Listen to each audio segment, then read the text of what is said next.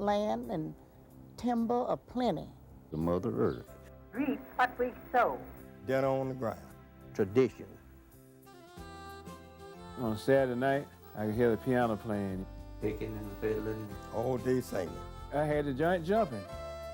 I need to make some changes. And we shall keep segregation within the law. Fight back. Say that I was a drum major for justice. Wisdom and knowledge. It's long hours and hard work. You did the right thing, heart of the community. The dream is so large, and it's worth whatever I can put into it.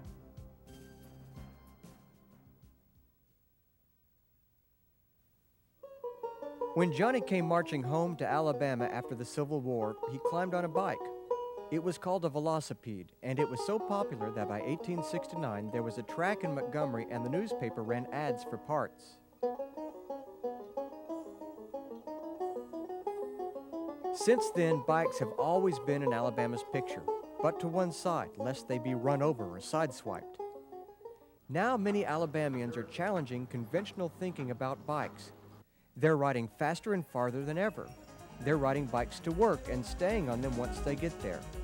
They're convinced that now, more than ever, a bike isn't just a toy, it's transportation.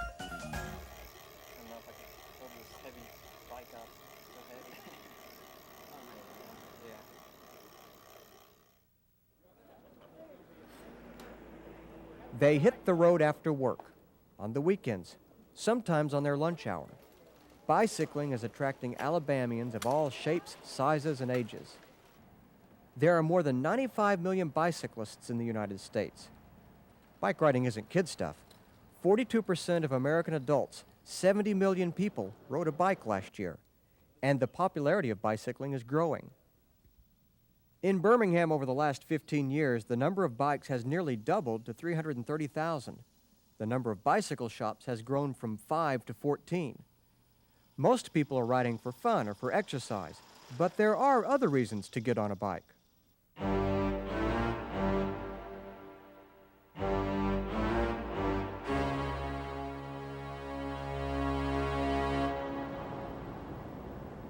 This is the city, Birmingham, Alabama, home of a campus that covers 70 city blocks, 15,000 students, 13,000 employees, and it's patrolled by these men. They carry a badge. They ride a bike. UAB is in the heart of Southside in the city of Birmingham. It's a very urban institution, and it's crisscrossed by and traversed by many thoroughfares, major thoroughfares. Peddling police patrols. It's one of the latest tactics in the war on crime. Officers in cities across the nation are trading their squad cars for cycles. The University of Alabama at Birmingham Police Force is only one of several in the state that's biking too. The bike unit is able to get through those areas much more readily and easily than a patrol car. UAB put 2 of its patrolmen on bikes in the fall of 1990. The department discovered that when the officers got behind the handlebars, they got closer to the community. Usually in the car you had that glass wall up. When you were going someplace you couldn't talk. Find out a lot of it is talking makes people feel safer. They feel that sense of security now, you know, because they have the officer out with them, and they'll look back and say, well, now he's not in a car. He can get out here and catch criminals or crooks quicker than what they can do in a car. In my opinion, there isn't many calls, if any, that officer can't handle just as well as a mobile officer can. A good bike officer can go down stairways. A good bike officer can go through tight spots that officers couldn't in the past. It does give us the ability to come in from strange angles on parking lots. Like between buildings, we have several pedestrian plazas that we can ride across that a police car couldn't follow us because the ground is too soft. But we do come in at strange angles and can get the jump on people. A couple of months after the bike patrol started, me and Andy, we both caught a guy that was trying to burglarize a car. Now, if we would have been in a car, we wouldn't have seen him because the area that he was in was so secluded that a person that's in a car couldn't see him. The department is pleased with the patrols because the bicycle officers have more opportunities to meet the people they work for. And the campus has welcomed the new patrols, even though the officers surprised a lot of people. And they were saying, oh my goodness, a bicyclist, and he's wearing a uniform, and I hear radio, he's a police officer. Not to mention the fact when we pull up and give someone a ticket, and they said, since when did y'all get bicycles? The students really appreciate it because I think it gets them back out there with the students on a personal level. I think the students realize that. These officers are convinced that bicycle patrols are an excellent way to help the department meet the challenges of police work in the 90s. They also know that the 30 miles a day they spend in the saddle creates new challenges. This department has a fitness program, so we were basically in shape, but there was some getting used to. Some areas of the body that weren't used to sitting, for instance. A fitness program has long been a part of Leo Dileman's morning routine. A research physician at UAB, Dileman almost always makes the 2-mile commute from home to office on bike. He's not alone. 3 million Americans ride a bike to work at least 3 times a week. Bicycling is a very good way of exercise, especially if you do it on a regular basis. And another thing which is important to know, environmentally speaking, that we are not polluting, we're not wearing out the road, and, which cars definitely do. Dileman was born and raised in the Netherlands, where bicycle riding is the national pastime. Americans play Little League, Europeans ride bikes. So it was only natural that Dileman would become an enthusiastic rider. In Alabama, though, he had to become a determined rider. It's almost designed as if somebody really hates cyclists and made a design for traffic in Alabama from how do we get these bicycles off the road rather than on the road. Dileman and other cyclists would like to set the record straight. Bikes are entitled to their share of the road. Alabama motor vehicle laws say cyclists have all the rights granted to the operators of automobiles. Legal rights are one thing, but respect from motorists is another.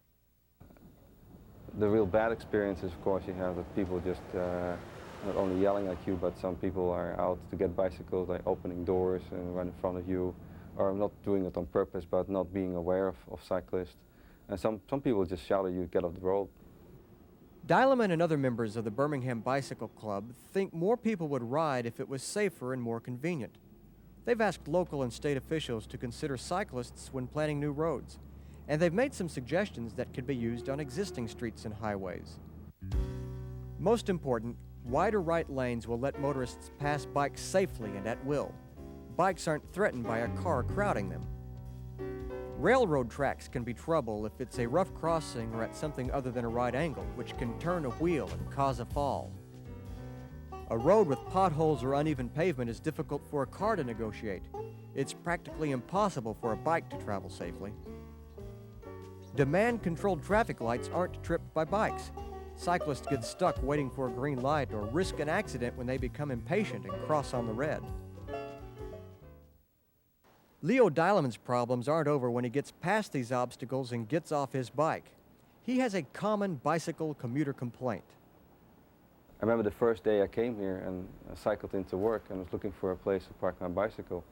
And the first person couldn't even tell me where to park the bicycle. Then some of the maintenance personnel said, "Oh, that's quite obvious." I said, "Where?" "Oh, you see that dumpster back there?" He finally found a bike rack out back, on the loading dock, behind the building, up some stairs, out of sight, exposed to the elements. Some cyclists are discouraged from commuting because there's no place for their bike. So I decided to take my bicycle upstairs in the elevator in the office, and I found a little cupboard, and that's where I put my bicycle. With all these obstacles for cycling commuters to overcome, why bother? The recreation and fitness benefits are important, but Dileman believes bicycle commuting solves more problems than it creates. If more people rode a bike to work, and 30 million Americans say they would if there was a safe bike lane, there would be fewer traffic jams, less dependence on foreign oil, fewer parking troubles, and less pollution. Taking a car to work for only a distance of 2 miles is ridiculous, and you're taking up more parking space. And that's one of the big problems with UAB. All these cars, and why do you park them and polluting the air with your car? And I certainly don't want to contribute to that. That's why Dileman commutes by bike.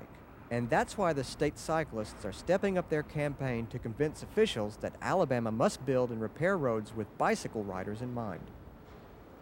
It will take some time before we really have convinced these people that bicycles are an important way and becoming an important way of transportation. If you look at the amount of bicycles that have been bought and the amount of bicycle shops we have in Birmingham, the increase of that, there's definitely a demand for people to improve bicycle situations. Although the number of bicycles on our roads is growing, today the best-selling bike by far is designed specifically for off-road use. The trail bike or mountain bike is made to stand up to the wear and tear that comes from traveling over rutted paths, rocks, and tree stumps. Many mountain bikers never ride any further from the street than the sidewalk. But soon Alabama cyclists will be able to make an off-road trip on a trail that has long since been blazed. The Chief Ladiga Trail will be Alabama's first extended rails-to-trail project. The idea is to convert abandoned railroad lines into bicycle and hiking paths. The trail will begin in a community that we call Max Welborn. It's actually between Jacksonville and Piedmont. And it's where the Norfolk Southern and the old CSX line, which is this line, crosses. And from that point, it'll go east for approximately 21 miles to the Georgia-Alabama state line. It'll travel through Calhoun and Cleburne counties. The United States has over 4,500 miles of rail trails in 42 states. A national organization, the Rails to Trails Conservancy, identifies suitable abandoned lines and helps local organizations plan, build, and promote their projects. The Chief Ladiga Trail will offer cyclists a traffic-free trip through Alabama's breathtaking Talladega National Forest. Duggar Mountain is to our south as we walk the trail. Also Okie Mountain is near the trail. Duggar Mountain is the second highest peak in Alabama, and Okie Mountain is the third highest.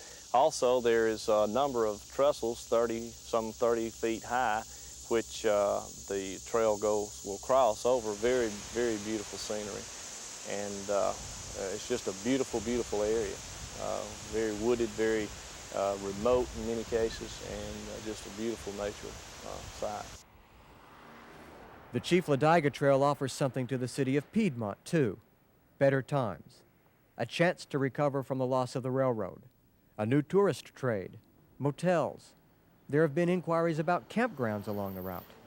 Also bed and breakfast houses, bicycle shops, and things of that nature. People just, of course, people got to eat when they come in, and it'll benefit our restaurants and hopefully purchase items while they're here, you know. So I could see that would be an economic boost for our town, where we've lost maybe some revenues from the railroad leaving, but we'll recover it, hopefully even threefold even.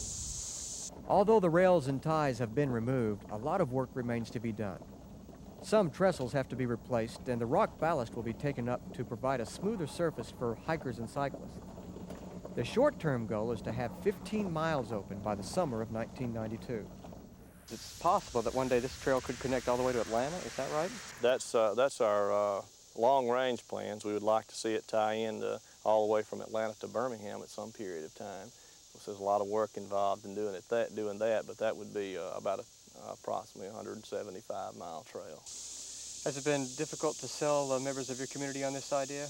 Most of the people understand what it will do and what it means to the community, and instead of having just an abandoned old railroad line, it grows up and it's no benefit to anyone. We're going to have a nice trail that people will be able to use for recreation and health purposes, and the trail will be maintained. So we really haven't had any opposition to it to amount to anything. Once people understand what we're doing and what the benefits of the trail will be, then they're all for it. This trail is a complex undertaking that's involved the city of Piedmont, the Calhoun County Commission, the Alabama Conservancy, and state government. Since this is the first project of its kind in the state, Brent Morrison and the others working on it are, in a sense, trailblazing a new kind of recreational facility for Alabama. In naming it, though, they've honored the memory of one of Alabama's first pioneers. Chief Ladiga was an old Indian chief, well known in this area during the time that DeSoto explored Alabama, Florida, and the area back in the 1600s. He's very prominent, and we felt like that it would be the thing to do to name this after him, since he was such a prominent pioneer for the area. A leisurely ride through the country isn't on the agenda for this Alabamian. Miles Edens of Tuscaloosa not only goes farther than most other cyclists, he goes faster. He's one of the state's top amateur riders. He came in third in this 67-mile road race at the 1991 Alabama Classic in the hills and valleys around Fort Payne.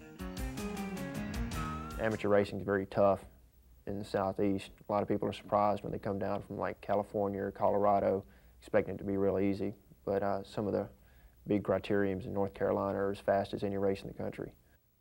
Bicycle racing is more popular in other parts of the country, but Edens is able to find an event somewhere in the Southeast almost every weekend. Between racing and training, he might average nearly 300 miles a week on his bike. People are still a little naive about cycling, so I, tell them, yeah, I rode 40 miles today, and they're like, they just can't believe it, whereas, 40 miles is just a medium training ride for me, So it's still considered kind of an underground sport, I guess, in the Southeast. There's more to bicycle racing than riding fast. The rider develops a strategy to take advantage of his strengths. That makes it a mental as well as a physical exercise. Endurance is crucial. Some riders specialize in climbing hills or sprinting for the finish. And like stock car racers, cyclists know the advantage of tucking their bike closely behind another one that's slicing through the air. When you're drafting a rider, you're using 30% less energy than the guy in front. And so basically, bicycle road racing is based on conserving energy when you need to conserve it and using it when you need to go. A common strategy, then, is to stay in the pack to save strength until you think you can break away and outsprint your opponents to the finish line. Racers can rarely win by leading from start to finish. It doesn't work like that. The pack dynamics can usually dictate how a race is won or lost. An individual can't just go out there and hammer off the front. The pack, the peloton as it's called in Europe, is one of the grand traditions of a century-old sport that thrives on tradition and ritual. There's still a place here for esprit de corps, a friendly chat, horseplay, up to a point. The closer it gets to the finish, the less and less that kind of stuff goes on. It starts getting more and more serious as the race goes on. And, in the last 10 miles of a race, nobody's your friend anymore. I mean, it's all out, going for the finish. Since everyone's sprinting for a win, the finish line is one of the most exciting parts of a race. The day after the road race, Edens narrowly avoided a wreck at the end of a 39-mile race. Some guy, I think, tried to go for the finish early, and he had gotten caught, and he just sat up and was drifting back to the pack, and somebody was probably had their head down and going for the line and just ran over him or something stupid like that. What about the other extreme? What about cheating or dirty tricks? How does that work? Is it done? Yeah, it sure is. Usually you'll see it in the last 300 meters of a race is where the dirty tricks come into play. Guys will grab each other's jerseys in the sprint, trying to slingshot themselves past the racer. Guys will hook you. You'll be on their wheel, and they'll do a sharp little turn and try and hook your front wheel off to the side. Guys will try and dive into holes where there's really no place to go. So the last 300 meters are usually where the dirty tricks come into play. How does your body type affect your racing? I mean, you're long-legged and tall. Does that give you an advantage? The beautiful thing about cycling is that people with all different body types can excel in certain areas. You've got big, strong, muscular guys who really do well on the track. You've got short, small, skinny guys who really climb well. It's an expensive sport.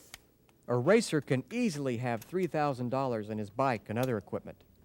Edens, who is a full-time graduate student, is satisfied if he wins enough to make up for his entry fee. What's your aspiration as a rider? I mean, will you want to be a professional rider one day? I think I can be a really good amateur racer. And I think if I had been in an environment more conducive, say out in Colorado or California or even Europe, where I could have raced a lot more as a junior, and a couple of years ago, 2019, that's a real critical point. You've got to be racing a lot, and to get that, not only the physical development, but the strategy and everything down. And if I'd been in that kind of environment, you know, who knows, maybe when I was 25, 26, I might turn pro or be good enough to turn pro. But as it is in the Southeast, I don't know, I'll probably just try and become a really good national class amateur. Bicycle racing in Alabama isn't restricted to men. Consider Angie Buckley. A NASA engineer in Huntsville, in 1991, Buckley won the Alabama State Road Championship and the Senior Women's Time Trials. When I first started riding, there were hardly any women at all. As a matter of fact, I didn't know any other women until probably 1979, 1980, and I had been riding for 3 or 4 years at that point, and that's the first time I ran into another woman cyclist. Buckley won her time trial title on 25 miles of rural highway near Sprott, Alabama. It's a grueling event because the riders are started at intervals. There's no opportunity to relax with the pack or catch a draft.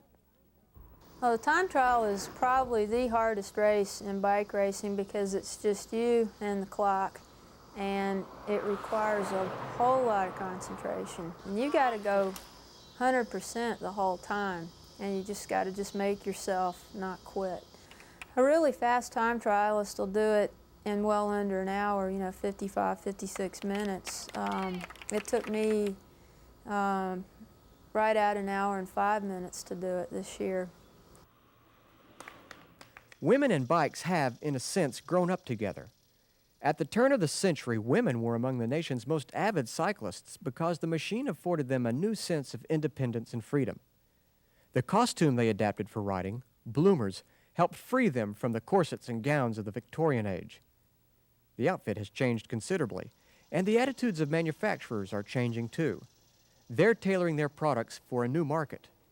And a lot of the companies now, particularly the American companies, are coming out with bike frames specifically for women with the proper dimensions so that you can get the right reach, and you got the right saddle and everything set up just for a woman's anatomy, and it makes it a whole lot better. I think it's a sport anybody can do, male or female, because it's so easy on your body. There's no jarring like in running. The only trick is to get your bike to fit. Buckley's biking career includes a 240-mile, 14-hour across-the-state bicycle race, a collision with a car, and last summer she and her husband went to Europe and bicycled the Tour de France stages only hours before the actual race was held. Most days, though, you can find her around Huntsville, putting in 30 or 40 miles after work. And now I can't imagine any other lifestyle. It's just so much fun. And it's such a release after work to come home and spend a couple of 3 hours riding around, or just even 1 hour. It's just a great way to relax and kind of not think about things. There's a long tradition of cycling in Huntsville. The Spring City Cycling Club, which was organized in the late 1880s, today has over a couple of hundred members. And some of the cyclists in this, the state's oldest bicycling organization, may be bringing you the bike of the future. Opus, as it's called, began as a project undertaken by engineering students at the University of Alabama at Huntsville. It's an HPV, a human-powered vehicle. We wanted to prove that it was feasible and that a human-powered vehicle, a fully fared vehicle, could make a transcontinental crossing faster than a normal everyday bicycle. The group set out to design a bike that would take advantage of the latest engineering discoveries. One idea was to enclose bike and rider in a shell made of Kevlar, a lightweight, space-age, super-strong material. And they decided to make their bike a recumbent. You ride it by sitting back.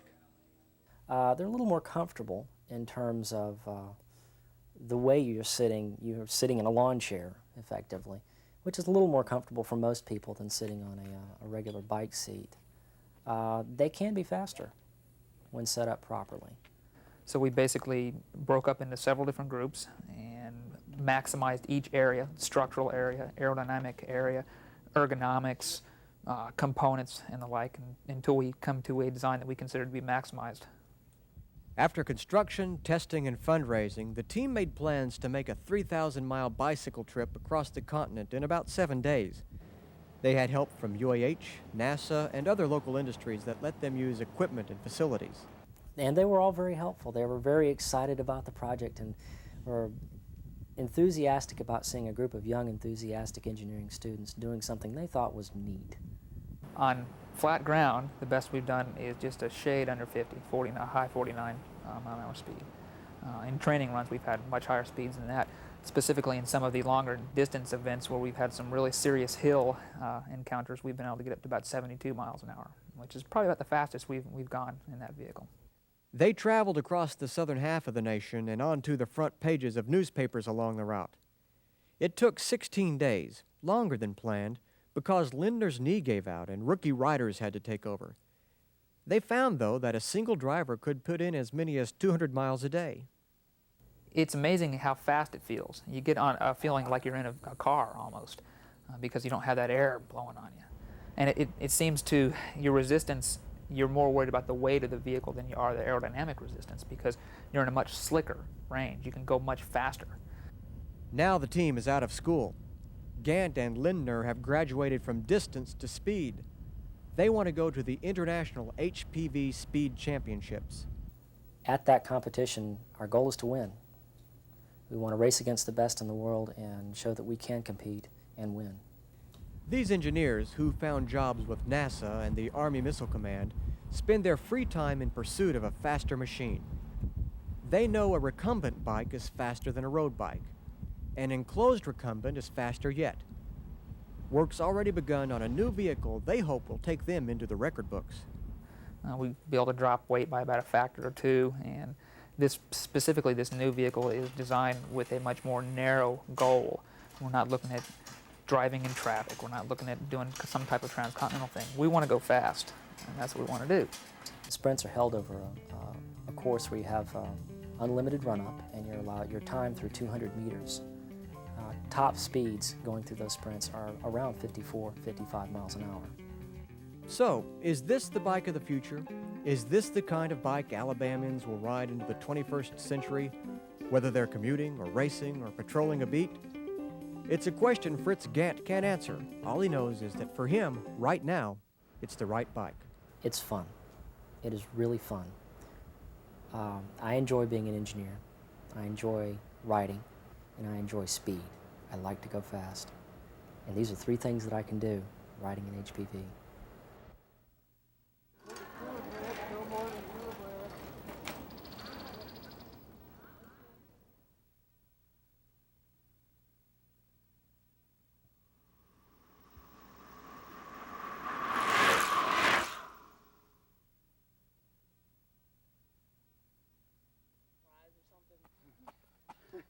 You deserved it. No, I think it was some kind of prize. You got my picture in the paper once.